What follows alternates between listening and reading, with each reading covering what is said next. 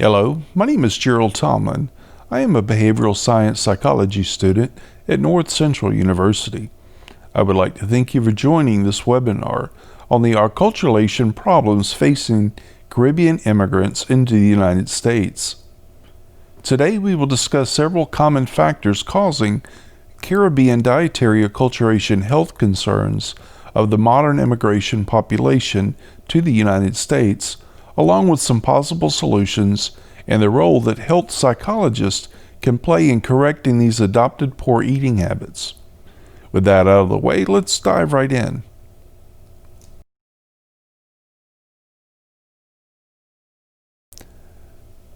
Dietary acculturation concerns are not unique to those migrating to the United States from the Caribbean. In fact, studies have found that most migrant populations originating from low to middle income economies to a host nation with a higher economy often suffer from obesogenic behaviors. Although studies found a direct correlation between lower to higher economies, dietary acculturation is much more complex than simple economics.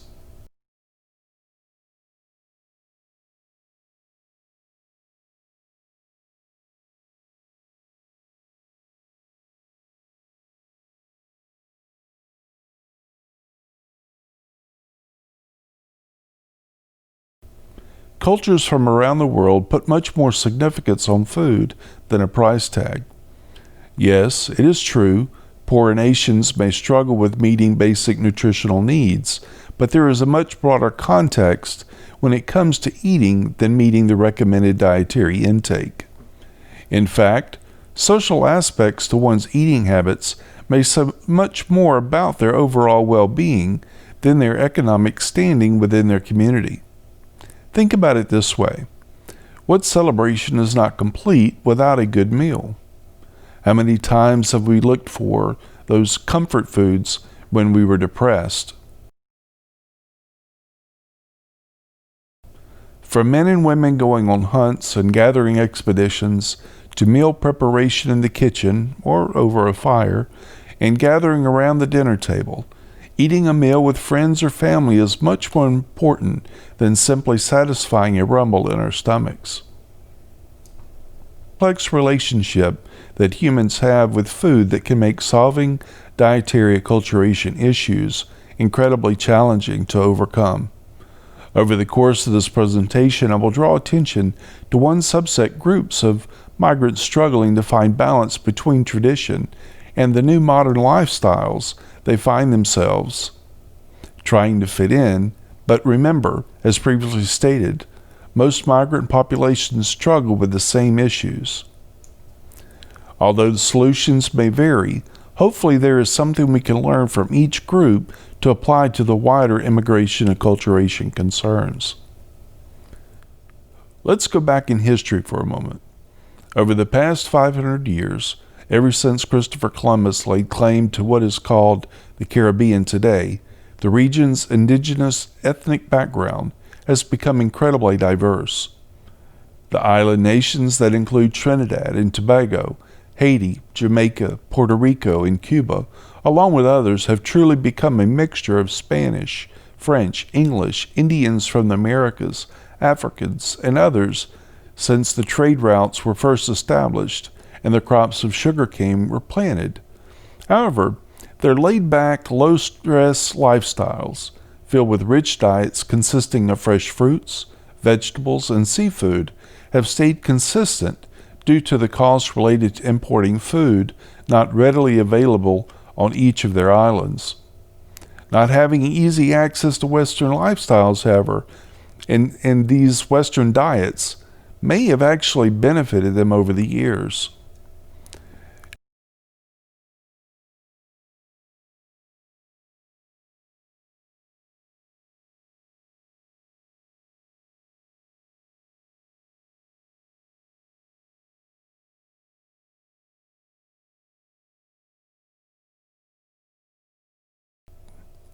As the world has become smaller, fast food and unhealthy eating habits are now spreading to the four corners of the globe.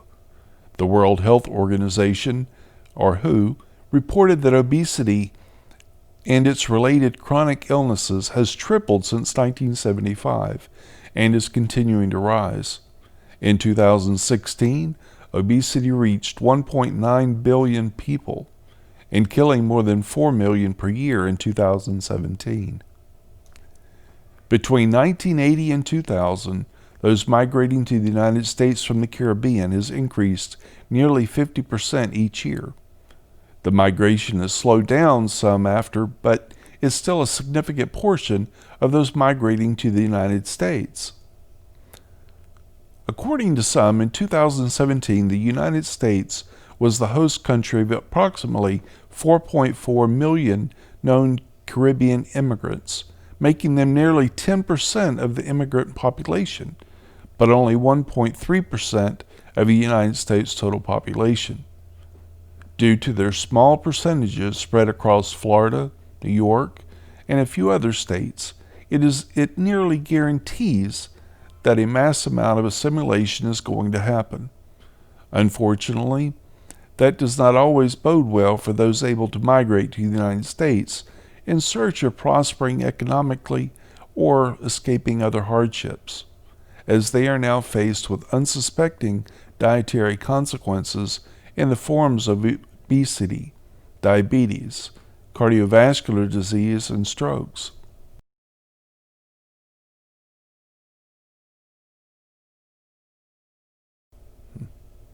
Why is it so common for immigrants to give up their once healthy eating habits? That is what we will explore during this presentation and share some possible remedies to help improve the eating habits of Caribbean immigrants into the United States. So, what is acculturation? According to the Merriam-Webster Dictionary, acculturation is when two cultures begin to merge due to the prolonged contact. In this presentation, we'll be focusing on how individuals from the Caribbean islands merge their eating traditions into that of the Western diet of those living in the U.S. mainland.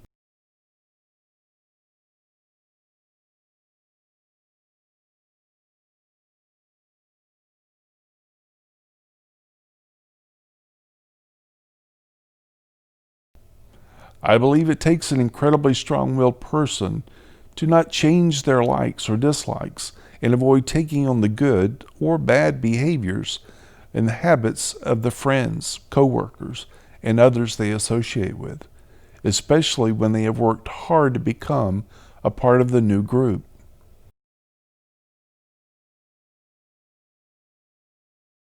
In the case of most immigrants, they work hard to come to America, and they want to be Americans.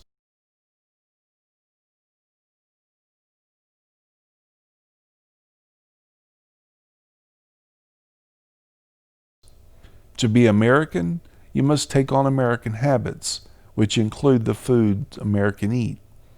At least that's what most of them believe.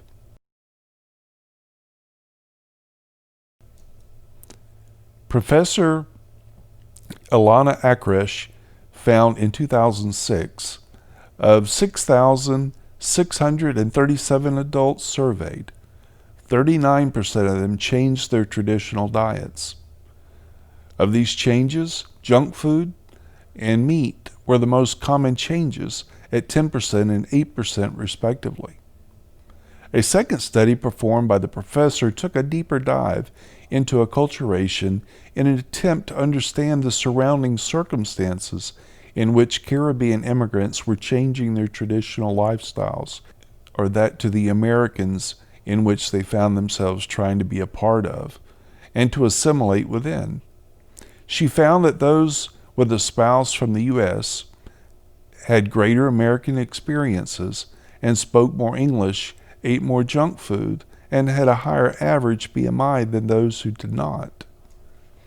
Immigrants that were married prior to coming to the United States were more likely to maintain their previous eating habits than those marrying someone within the United States. Her study also revealed immigrants that were less integrated but financially affluent enough to afford meat chose meat more often than others that were not. Exactly why is unclear, One possible explanation is that they do not understand the health risk associated with eating meat.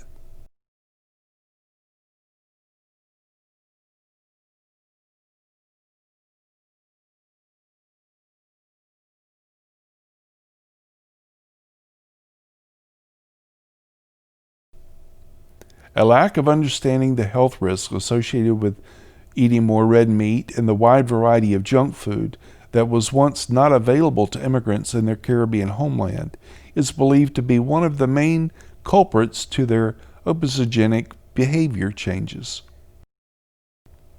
Due to these lifestyle changes, diabetes is the most prevalent disease affecting this Caribbean population. Although diabetes and obesity are often linked to one another, those coming from the Caribbean islands often have diabetes much more than being obese. The lack of research in this population of immigrants makes it difficult to draw upon conclusions as to why, but it is believed to be a cultural difference in choices of food and possible genetic backgrounds dating to their Caribbean roots. Changes in exercise habits are also believed to contribute to the increased prevalence of obesity and diabetes within the Caribbean population. Before migrating to the United States, survey respondents reported that walking was a normal part of their routines. Since migration, a much more sedentary lifestyle had been adopted due to the close proximity of shopping resources or the availability of riding in a vehicle and the lack of exercise opportunities. Exercise through local sporting opportunities was also very different than those in their homelands. For example, American football is one of the most popular sports here in the United States, but it is often very little interest to those growing up in the Caribbean, where soccer is much more prevalent. By creating opportunities for migrant populations to become active and competitive within their communities is one approach to improve both exercise opportunities and decrease the rate of obesity and diabetes. It is clear that changes need to be made in the realm of health education toward Caribbean immigrants. Due to the high exposure of fast food and other unhealthy food choices, culturally appropriate health education is necessary to slow the obesity and diabetes rates within this Caribbean population.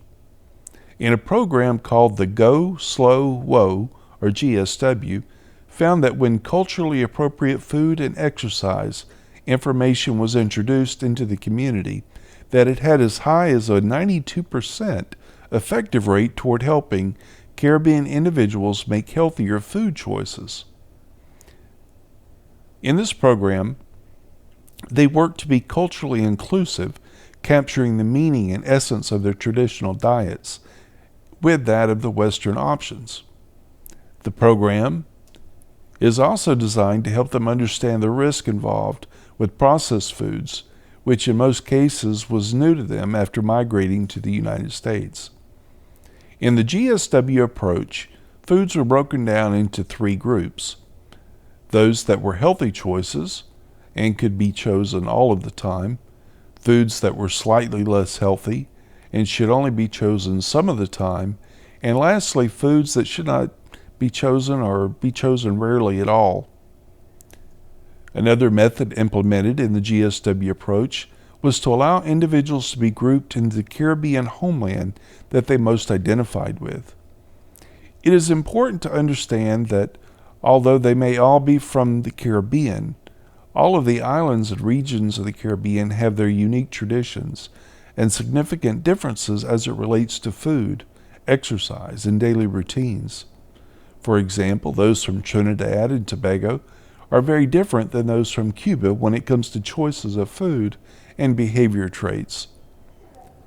By recognizing the significant differences, it allowed for researchers to better understand how to reach into each population or subsect of Caribbean immigrants.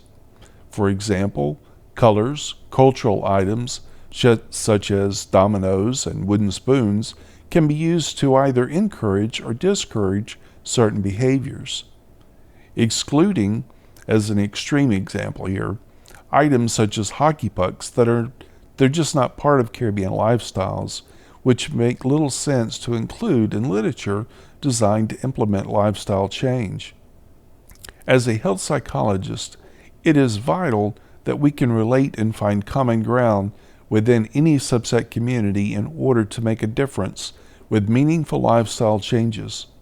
Simply speaking the language without context of the words or slang is not enough to build trust and help immigrants migrating into a host country understand the significance involved as it relates to new food choices available to them.